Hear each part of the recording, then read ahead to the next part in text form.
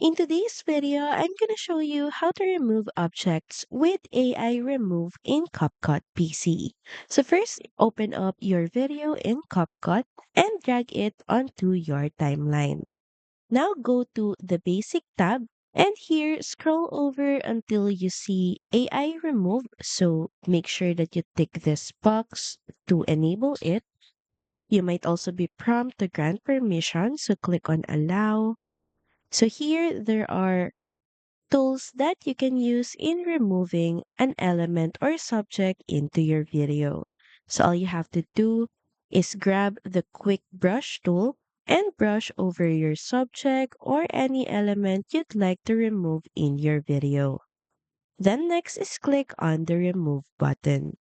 And now just wait for the process to be done.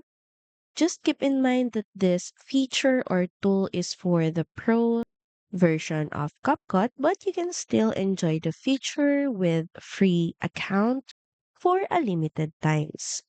Once the process is done, you should see that your element or subject has been removed from your video.